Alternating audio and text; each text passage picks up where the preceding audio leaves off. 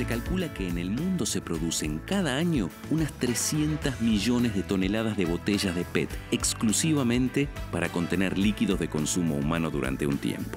Esa cantidad de botellas supera ampliamente la demanda de plástico reciclado para otros usos, lo que significa que se tiene que tirar a un relleno sanitario una parte importante del plástico consumido.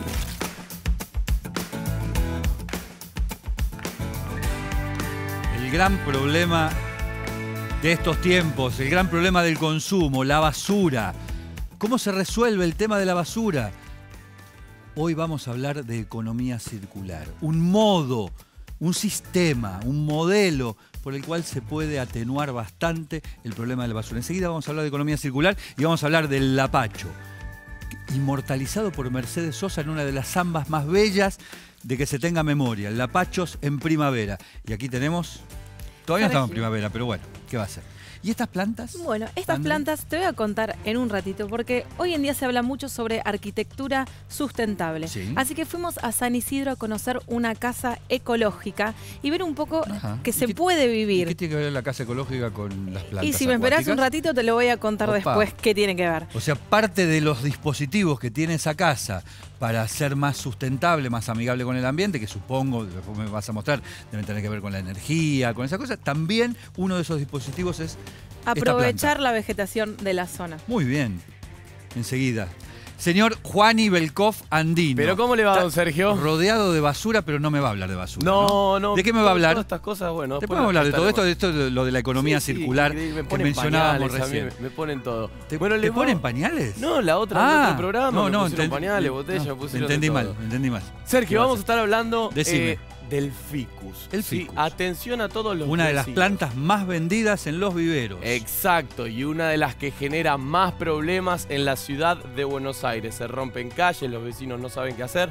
Dentro de un rato te vamos a contar la situación del ficus y qué es lo que tenés que hacer cuando te enfrentás a uno de estos. Bueno, ahora vamos a hablar entonces, como decíamos recién, de economía circular, el alerta ecológica del día.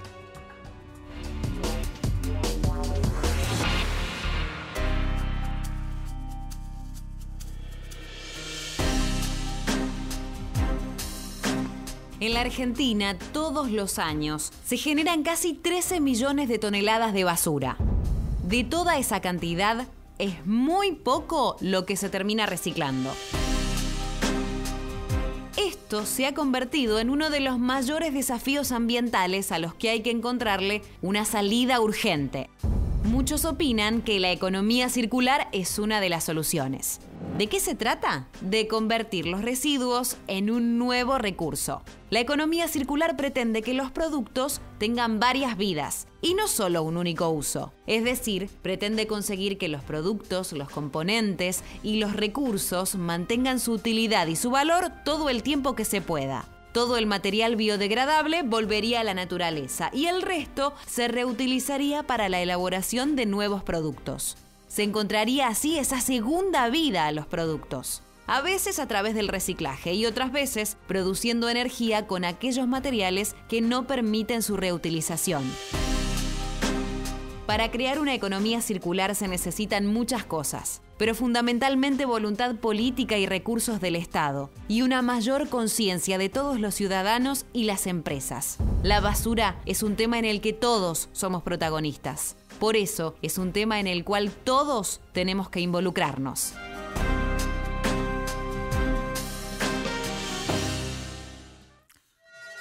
Vamos a ponerlo en contexto, al menos en la Argentina. El 90% de los ciudadanos argentinos viven, como su nombre lo indica, en ciudades. ¿Qué se produce en las ciudades? Basura. 3.000 basurales a cielo abierto hay en la Argentina. 80% de las ciudades tratan la basura tirándola en un pozo. Quiere decir que la basura, simplemente por propiedad transitiva, es el principal problema ambiental de las ciudades argentinas y por ende de los argentinos. Hagamos un poquitito de historia. Hace 50, 60 años la basura no era un problema. ¿Cuándo empieza a serlo?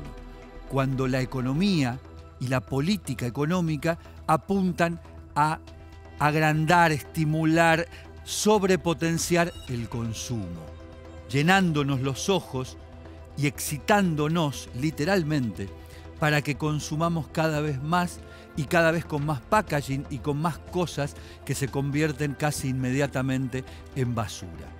Quiere decir que la basura es un problema del sistema y de la época. ¿Por qué la economía circular? Porque a priori hay solamente dos formas de reducir la cantidad de basura que se genera. La primera es, como lo acabamos de decir, generando menos basura, consumiendo menos o consumiendo aquellas cosas que no tienen un packaging superfluo que se convierte rápidamente en residuo.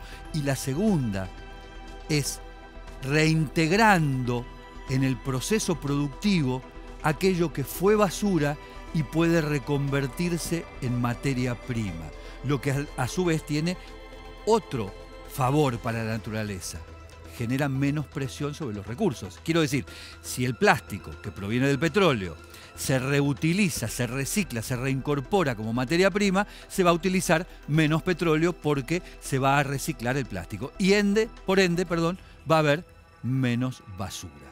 Todos los productos, prácticamente todos, los que son basura, pueden reconvertirse en materia prima. Y Tommy me va a mostrar alguno de ellos hoy. No, ¿qué es eso? Yo lo vi antes con el casco en el codo, como los motoqueros. Ojo, tiene el casco acá arriba. Escúcheme, Federovisky. Dígame. ¿Qué le parece que es esto? Madera.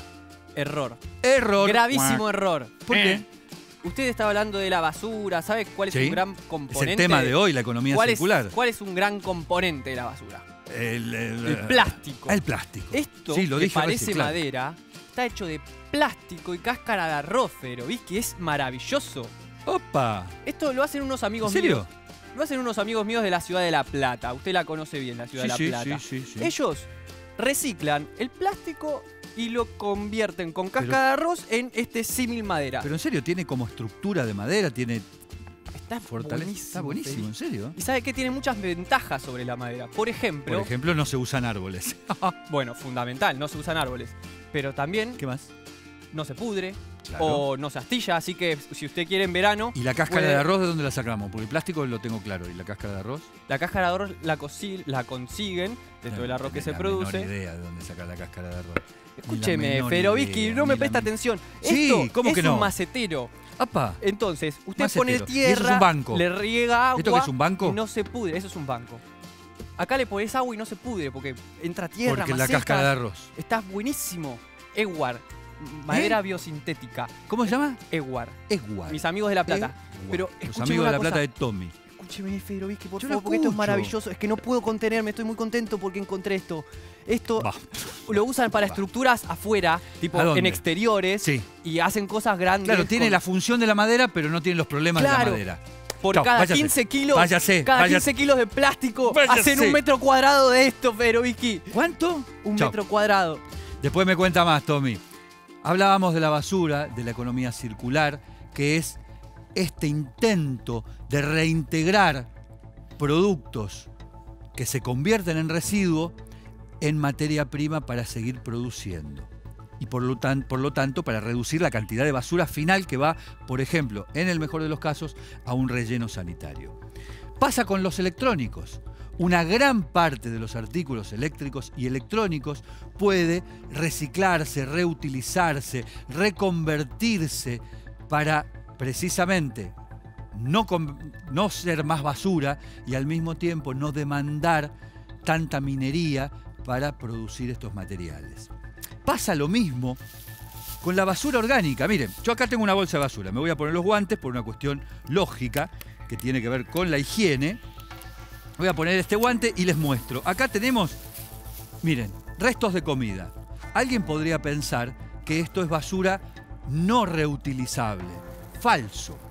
Falso.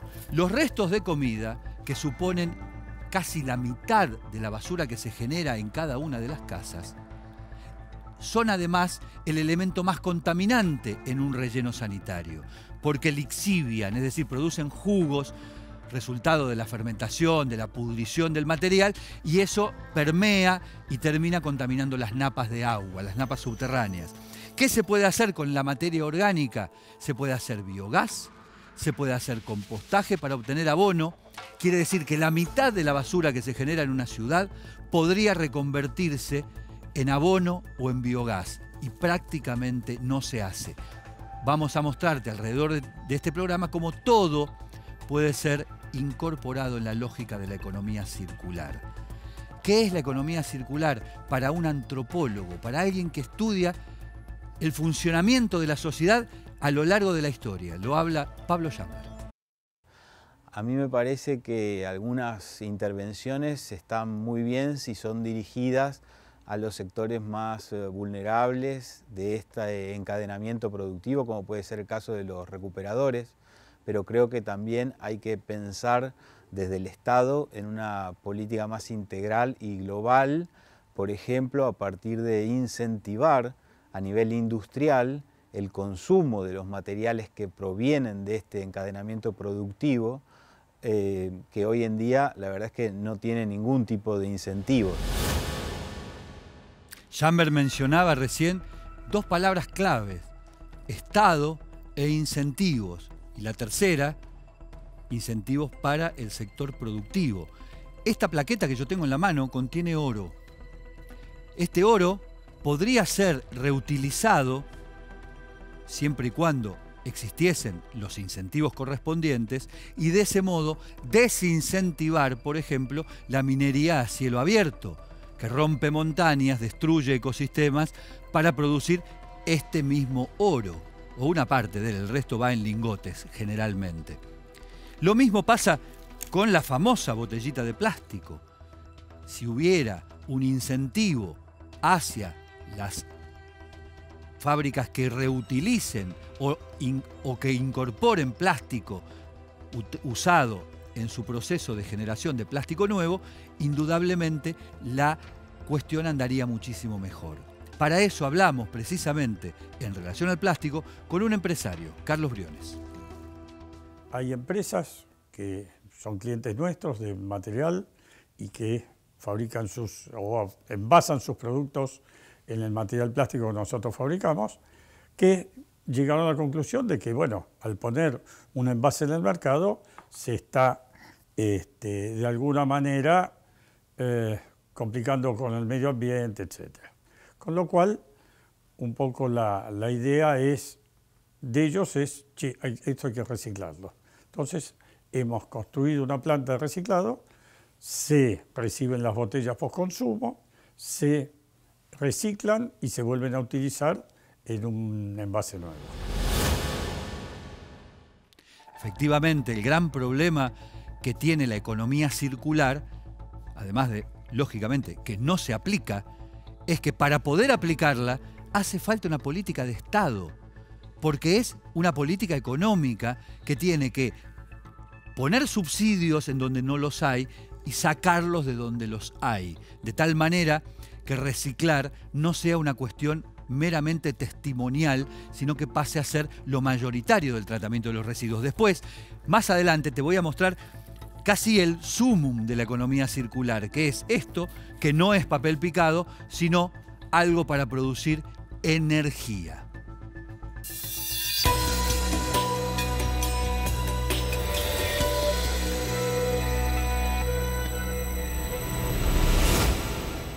¿Sí me vas a revelar el misterio de las plantitas? Ahora te lo voy a contar. Si hablamos de arquitectura sustentable, por ahí muchos se ponen a pensar en paneles solares, en energías renovables, pero la sustentabilidad está en cosas mucho más simples. Se trata de pensar en esto, por ejemplo. Arrancar en los detalles, de dónde sale el sol, donde está mi casa, de dónde soplan los vientos y tener en cuenta el contexto, qué vegetación hay a mi alrededor para lograr esta armonía entre arquitectura y estilo de vida. Alguna vez alguien me dijo que una casa sustentable no era una casa que tenía una cosa, sino una multiplicidad de dispositivos que todos, cada uno de ellos, apuntaba en la misma dirección, que es darle sustentabilidad. Exactamente, se trata de los detalles y de pensar las cosas de una manera distinta.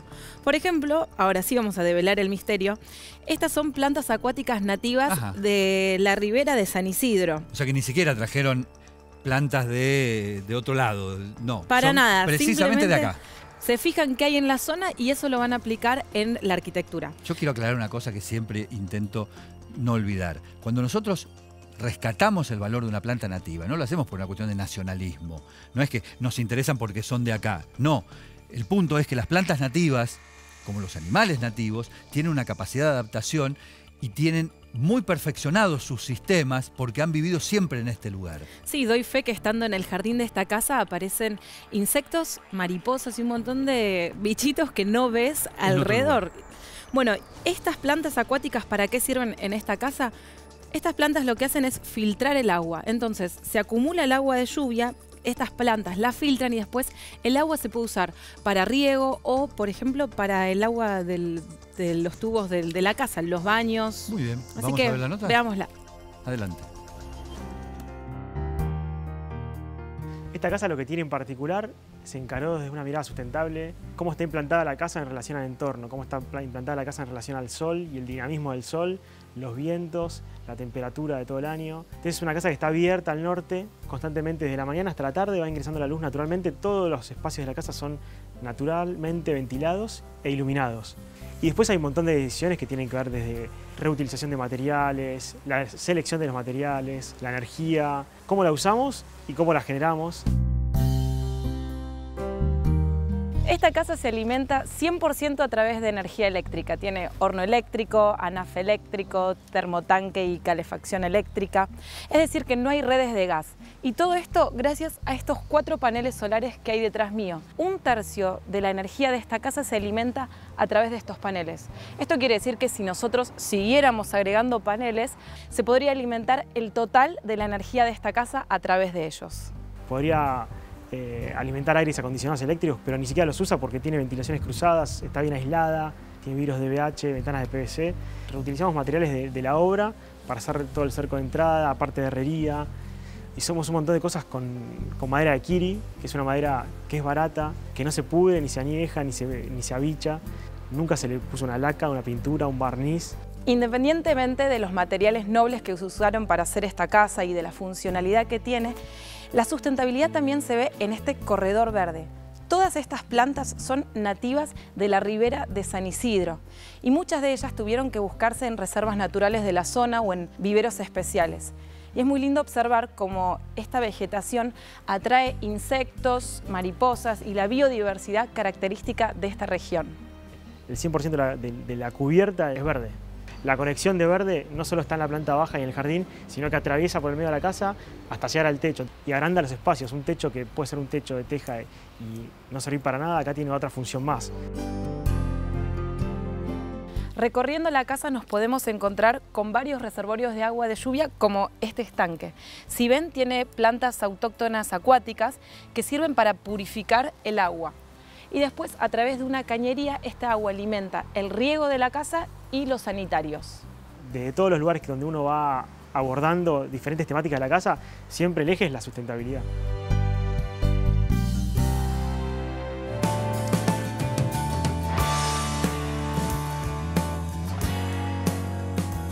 Se llama Androanthus impetiginosus. O si lo quieren llamar lapacho rosado es mucho mejor. Ha integrado decenas de producciones poéticas en Santiago del Estero, en Tucumán, en Córdoba, porque es un emblema del centro norte de la Argentina, originario del sur de Paraguay, del sur de Brasil, el lapacho. Un árbol bellísimo, que tiene unas flores rosadas maravillosas, que tiene fruto, que tiene una madera valiosísima, dura, que resiste mucho la intemperie y que curiosamente por esas cosas de la estupidez humana, recién hace 10 años o un poco más fue reincorporado al arbolado urbano de la ciudad de Buenos Aires. Antes preferíamos plantas foráneas, de esas que rompen las veredas, infectan al árbol de al lado y no tienen la resistencia ni la belleza del lapacho. El lapacho rosado que nos acompaña hoy en Ambiente y Medio. Ya seguimos.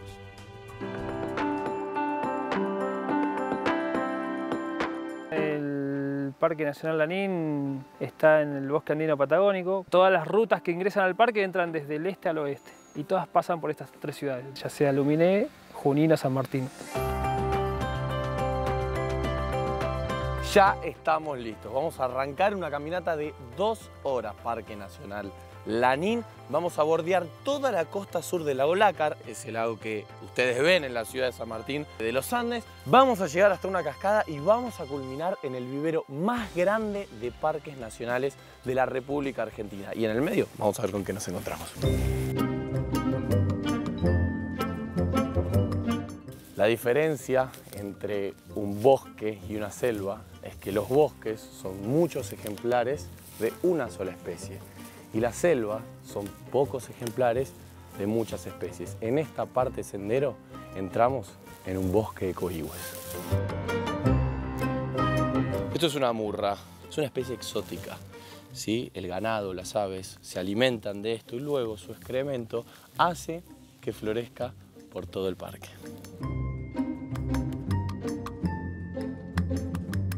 En nuestra caminata nos vamos encontrando con una diversidad de flora. Podemos estar en un campo cerrado, rodeado de un bosque de coigües y de repente nos encontramos con este campo abierto. A orillas del lago Nontué estamos. Y en esta diversidad nos encontramos con este arrayán. Un arrayán que tiene aproximadamente 80 años.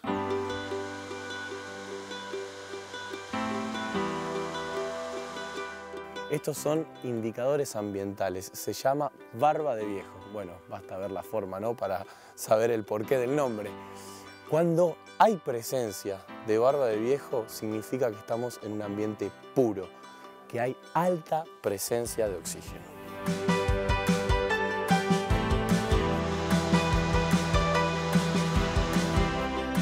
Llegamos, vamos a arrancar la recorrida por lo que es, Martín, el vivero más grande y más antiguo dentro de un parque nacional. Exacto, Juan, y sí, bienvenidos al área.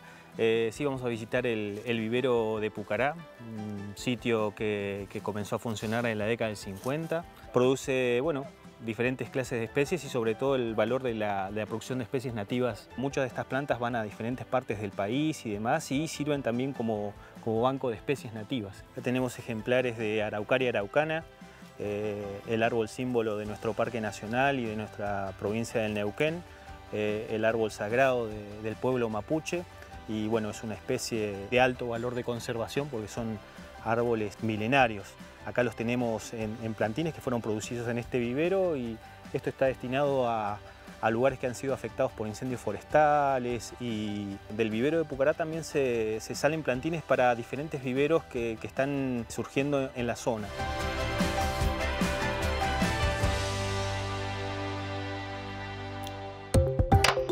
Seguinos las 24 horas en nuestro canal de YouTube.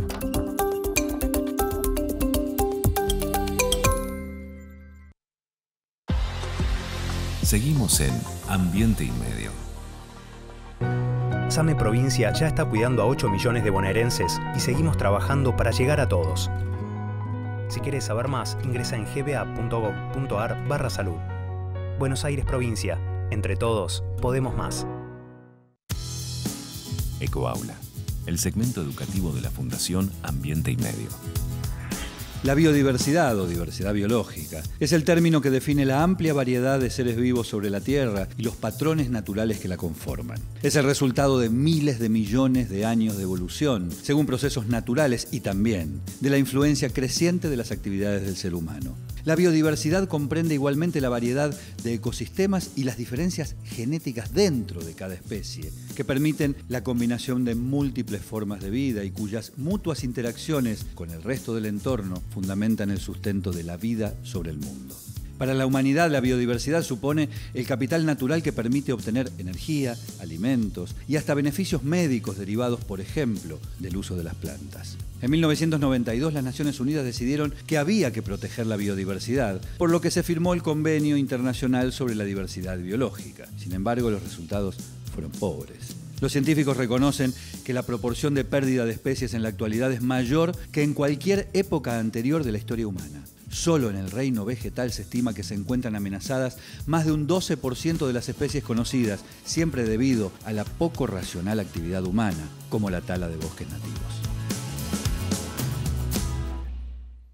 El señor Juan Ibelcoff Andino me iba a contar acerca del ficus. Así es, Sergio. Esa planta tan bella que todo el mundo compra en los viveros, no la plante. Exacto, que todos compran los viveros. Y te tiro un dato más. A ver. Es el tercero en abundancia en la ciudad de Buenos Aires. Me estás jodiendo. Exacto. El No, tercero, no sabía ese un dato. árbol que no debería estar. ¿Vos decís que en el arbolado de la ciudad de Buenos Aires el tercer puesto en cantidad lo ocupa el ficus? Un árbol que no debería estar, Sergio. ¿Y por qué está? Esa es la pregunta. Muchos de nosotros somos los culpables de ello. Quizás un vecino sale de su casa, quiere decorar su vereda y planta un ficus, sin saber, por supuesto. Señores, el arbolado en la ciudad de Buenos Aires está en manos del gobierno. No lo podemos hacer nosotros. Si nosotros tenemos un problema, como la problemática que van a ver ahora dentro de un rato, que genera el ficus, ustedes lo que deben hacer es llamar al 147. Tan simple como eso, Sergio. Llamar al 147. Y si quieren decorar su vereda, también deben llamar al 147. Para preguntar qué árbol plantar y no un ficus. Exacto. ¿Qué lo van a hacer ellos? Vamos a la nota.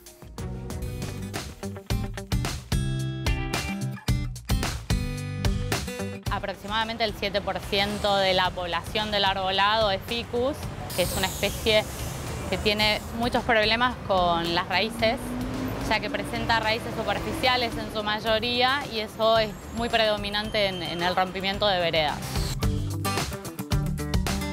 Ese es uno de los tantos ficus que hay en la ciudad de Buenos Aires. Sin duda que es un árbol que no debería estar en esta ciudad. Su raíz es muy agresiva, ¿sí? Es una especie amenazante, rompe las veredas de las calles. Miren su follaje, ¿sí? La sombra que genera y cómo invade a la casa de enfrente. El ficus también lo que tiene es que tiene hoja persistente. Eso hace que el follaje no se caiga nunca y el peso que genera el follaje en sus copas hace que vuelquen muy seguido. Tienen muchos troncos principales y eso también favorece a que en tormentas o en vientos se desprendan ramas grandes o que se abra el árbol a la mitad. Las características más importantes para considerar cuál es el arbolado lineal, una es que tenga hoja caduca, que pierda su follaje, que tenga esa capacidad de regeneración en las podas, o sea, buena cicatrización y que no tenga raíces superficiales, sino que tenga raíces subterráneas. La totalidad del arbolado de ficus que está plantado fue plantado por vecinos. Oficialmente nosotros nunca plantamos ficus por todos estos problemas que trae. Tengamos en cuenta que este árbol era uno de los sextos en importancia, ahora es el tercero en importancia, uno de los árboles que más predomina en la ciudad de Buenos Aires.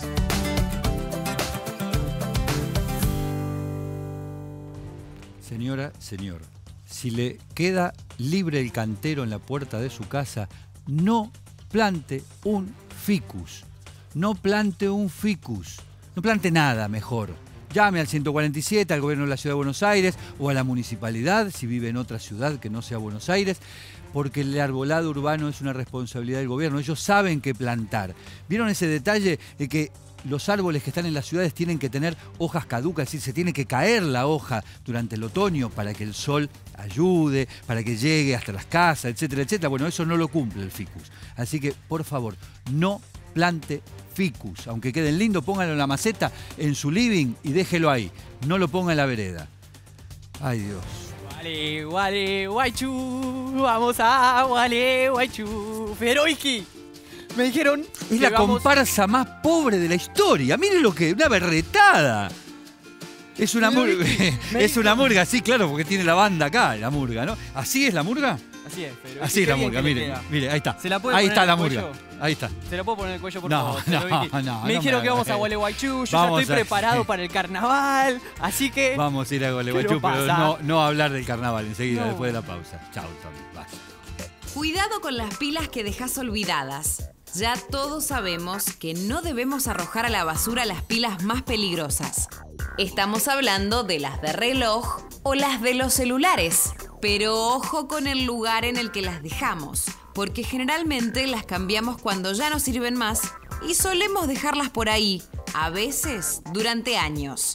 Veamos cuánto pueden contaminar algunas de esas pilas. Una batería de mercurio puede contaminar 600.000 litros de agua, una alcalina unos 167.000 y una de óxido de plata hasta unos 14.000 litros. Es decir, una simple batería de celular que cae por accidente a una pileta de natación puede contaminar toda su agua y poner en riesgo la salud de todos sus bañistas. Habrá que reflexionar un poco más sobre lo que hacemos cuando descartamos una pila o una batería.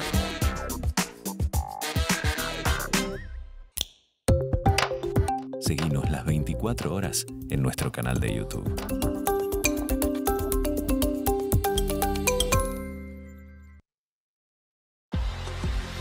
Seguimos en Ambiente y Medio. Estas barreras flotantes que ustedes ven acá son precisamente... Es una ciudad con un estándar de vida importante y además con un estándar ambiental. El único río glaciario. Ya llevamos aproximadamente 2 horas de caminata. En primera persona, experiencias de la ecología real.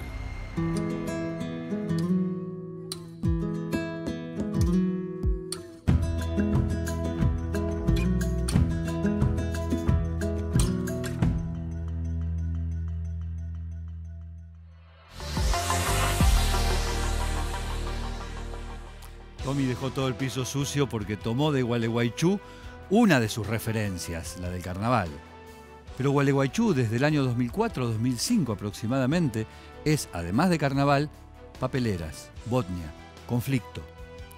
El primer conflicto en la Argentina y binacional con Uruguay, marcado fuertemente, casi de manera excluyente, por la cuestión ambiental. Quien diga que la cuestión ambiental no moviliza a la sociedad es porque no conoce Gualeguaychú. Y ese conflicto todavía está vigente y quizás hasta tenga un nuevo episodio. Por eso fuimos en primera persona a Gualeguaychú. Soy Papelitos.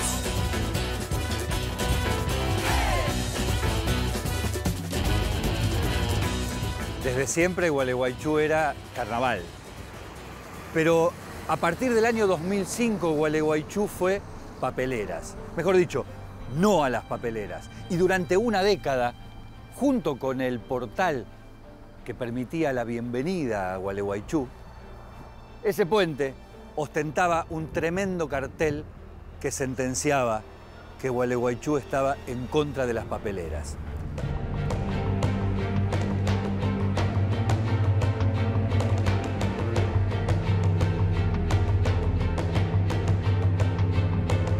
Una década duró esa batalla. Algunos dicen que se perdió porque Botnia está funcionando. Otros dicen que la batalla sigue, permanece. Lo que claramente ya no está es el cartel, del que solo quedaron los flecos. Gualeguaychú da la bienvenida. La pregunta es, ¿con o sin papeleras?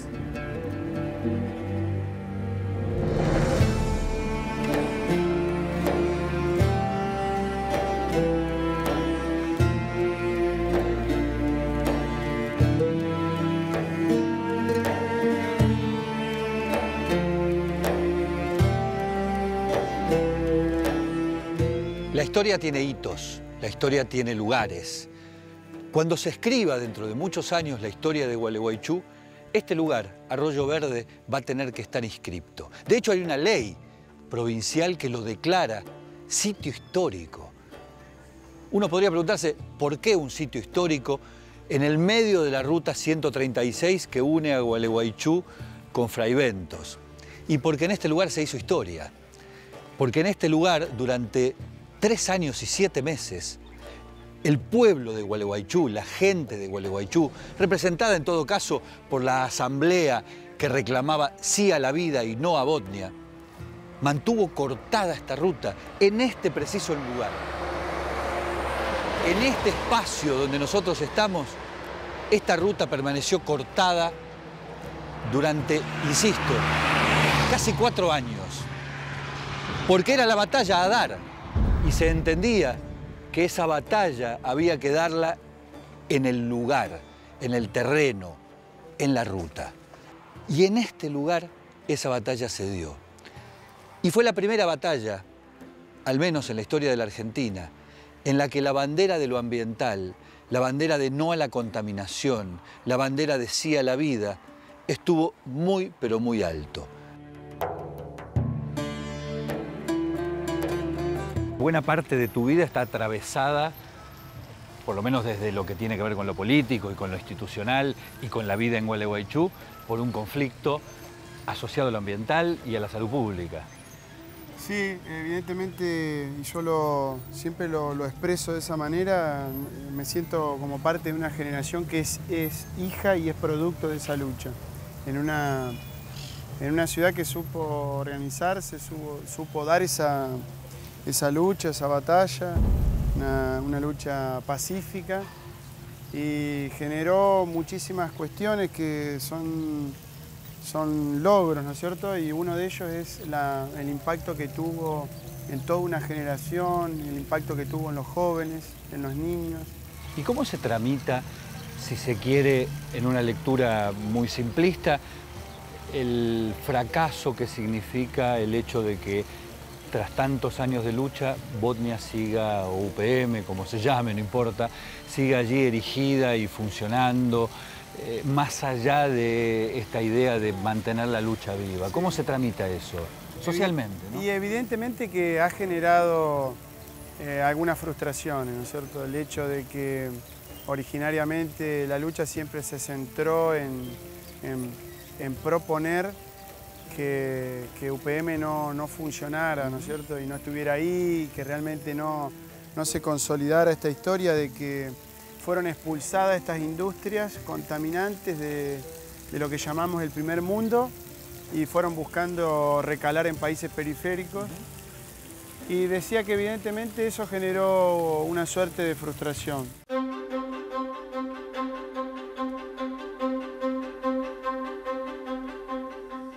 Estamos saliendo de Gualeguaychú, del puerto de Gualeguaychú. Vamos a navegar por el río Gualeguaychú hasta el río Uruguay, son 13 kilómetros por el agua. Vamos a tratar de ver la afectación, es decir, todo lo que los pobladores de Gualeguaychú, los vaqueanos, señalan que la presencia de la pastera ha provocado sobre las aves, sobre la vegetación, sobre la fauna autóctona.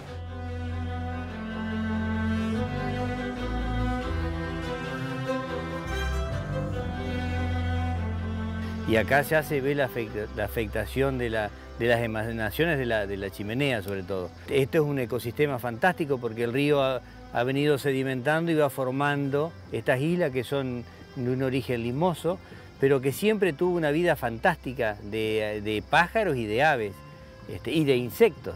Es decir, a medida que empezó a funcionar Botnia, se fue de a poquito desapareciendo esa vida. Hoy debemos estar en un 40% de lo que era antes.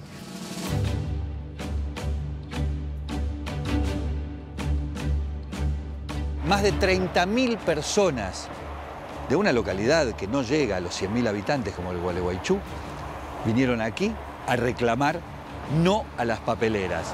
Claro, no sabían que eso era lo que finalmente estaban combatiendo, porque de aquel lado, en aquella orilla del río Uruguay, del lado del país vecino, no había nada, había una playa tan virgen y tan prístina como esta que ustedes pueden ver acá, que este es el lado argentino, claro está. Lo que la gente de Gualeguaychú no quería era eso.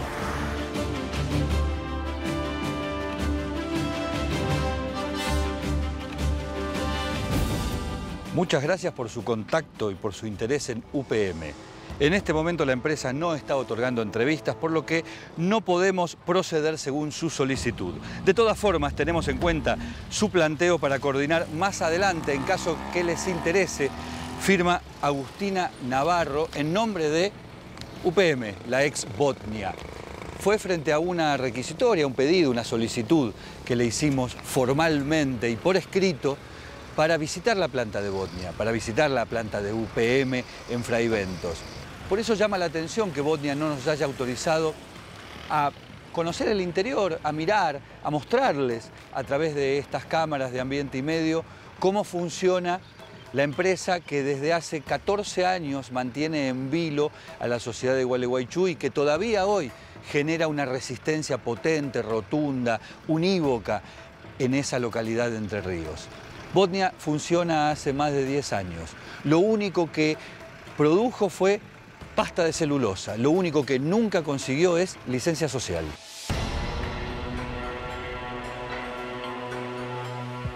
A 10 años de funcionamiento de la pastera, para los fraiventinos, ¿la decisión que adoptaron en ese momento creen que fue la correcta?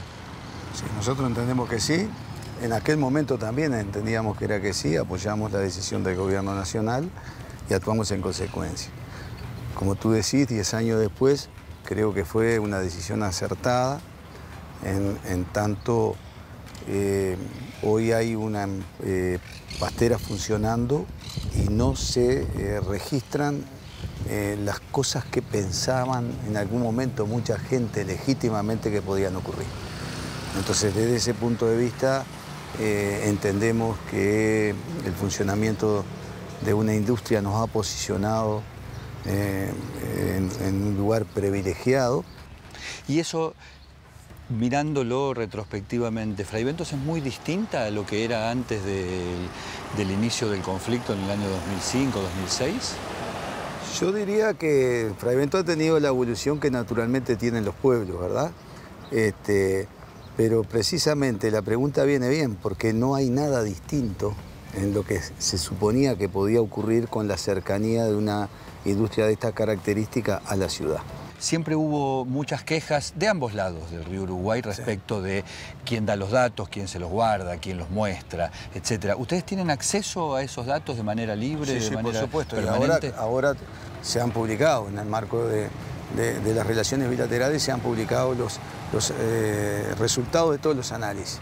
Y cuando hubo algún detalle, motivó una corrección. En algún momento en que la temperatura del agua estaba por encima, motivó una corrección. Cuando algún dato de fósforo pasó escasamente, hubo una corrección. Me dijeron, en términos de rumor, no más que eso, que hay cierto rum respecto de la posibilidad de instalar otra pastera en Fraiventos, aproximadamente donde antes originariamente se iba a instalar ENCE.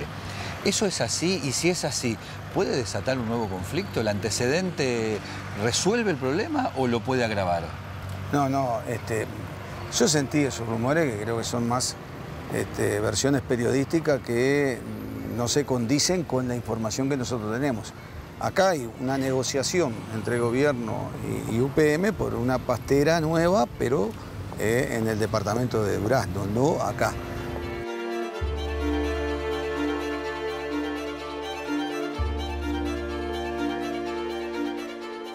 Diez años pasaron desde que Botnia finalmente, luego del corte de la ruta, el conflicto, etcétera, etcétera, se puso en funcionamiento. Uno podría decir que 10 años después la situación está empatada. O si se quiere, con el mismo conflicto y la misma crisis de siempre, pero larvados, quietos, callados. Aquí, en Fraiventos, uno de los epicentros indiscutibles de esta crisis, de este conflicto, se retoma la idea de que lo que trajo Botnia fue progreso, trabajo, actividad económica y cero contaminación, dicen de este lado del río Uruguay. Del otro lado del río Uruguay, en Gualeguaychú, lo que se dice es exactamente lo contrario, que hay contaminación, que Botnia no cumple con los preceptos que debe cumplir, que ambientalmente la situación está peor.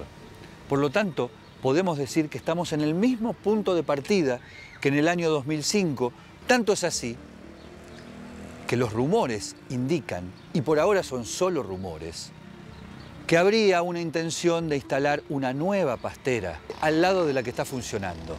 La pregunta es obvia, si esos rumores se concretan, el conflicto que en su momento fue resuelto de alguna manera poco virtuosa, porque todavía sus efectos están presentes, ¿va a volver a estallar? ¿Estamos frente a la posibilidad de que si ese rumor es cierto y hay una nueva pastera en ciernes, todo vuelva a volar por los aires? 10 años después, curiosamente, el conflicto no está resuelto y ese interrogante no tiene solución.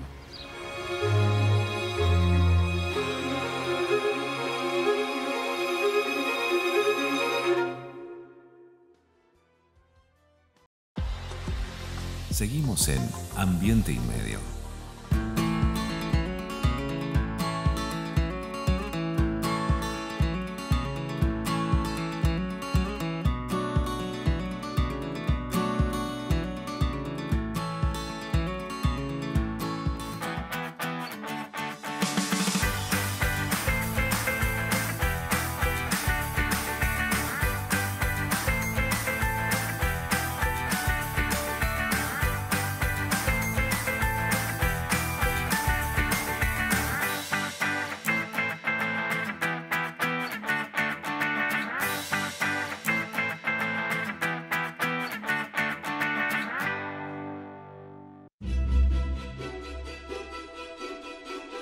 La historia del macato viano es relativamente reciente. Es una especie que fue descubierta para la ciencia en la década del 70, en el año 74. Fueron cerca de 5.000 individuos los que se registraron en esas décadas. La especie evidentemente empieza a declinar. Es un indicador de una cantidad de problemas que estamos sufriendo, problemas ambientales, del cambio climático, de los problemas de erosión de la tierra.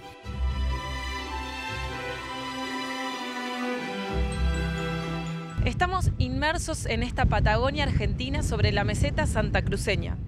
A medida que vamos haciendo nuestro camino, nos vamos encontrando con geografías como esta.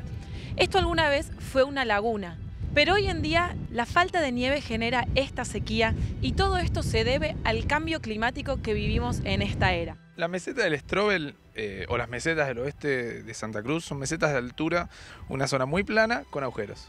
Y los agujeros, por las nevadas y el deshielo, se llenan de agua. En estas lagunas evolucionó una especie muy interesante, muy particular, que es el macato viano, del grupo de los macaes, que son cosmopolitas, pero se ha dicho que el macato viano es el macá más rústico, es el único macá que está adaptado a vivir en unas condiciones que realmente ningún otro macá puede vivir, que son condiciones de extrema rusticidad climática, porque hay unos vientos constantes como el de ahora, de, no sé, 50, 60, hasta 100 kilómetros, y la especie puede reproducir y no le va mal, no le iba mal.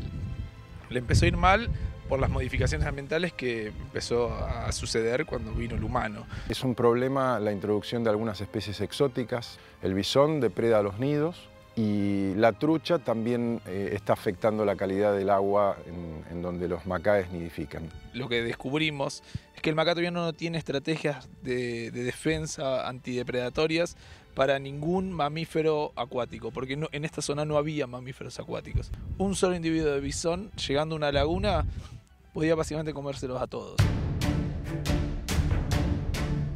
Y en los últimos tiempos también estamos muy preocupados por el plan de construcción de 2 grandes represas sobre el río Santa Cruz.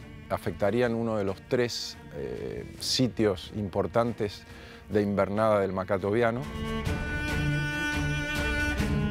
La población de adultos reproductores es aproximadamente 800 individuos. Todos los años hacemos censos en todas las lagunas que tienen características para que pueda habitar el macato viano. Lo que sabemos es que de los últimos 5 años, luego de un montón de acciones de manejo y de conservación, la población se estabilizó e incluso está empezando a crecer lentamente. Toyota Argentina se suma al proyecto Macato Viano en el año 2014. Uno de los logros más importantes es no solo trabajar en el proyecto Macato Viano, sino también a partir del Macato Viano y la creación de una estación biológica, una estación de recría, poder tomar otras series de especies en esta zona donde realmente es muy difícil trabajar y donde realmente hay muy pocas organizaciones que lo están haciendo. El macá es lo que consideramos una especie paraguas. Debajo de él hay todo un ecosistema. Sabemos que protegiéndolo a él, estamos protegiendo al resto de todo ese sistema natural, ¿no? Desde lo que es vegetación, lagunas, paisajes, incluso otros elementos de la fauna, ¿no? El macato viano está en grave peligro de extinción. Y la pérdida de este ave no significa solo la desaparición de una especie, sino de todo un ecosistema, como esta Patagonia tan característica de nuestra Argentina.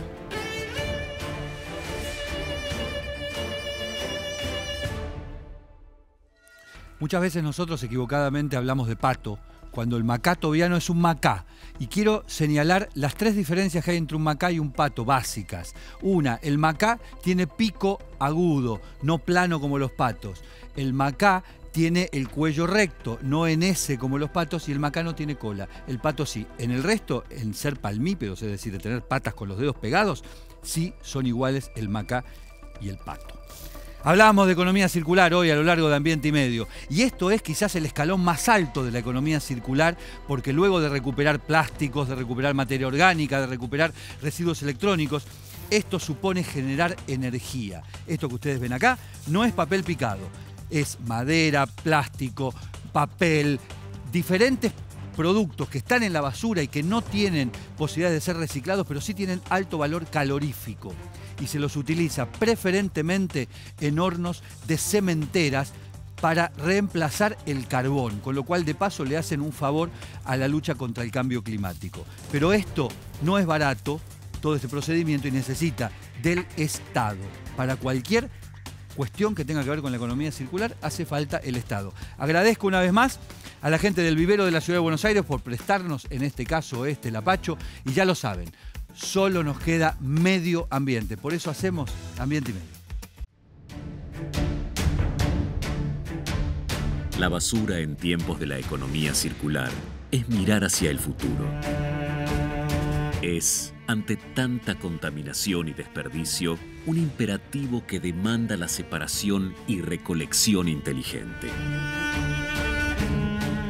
Tenemos que reciclar más y enterrar menos. La ética de la época y las generaciones futuras nos exigen un nuevo paradigma.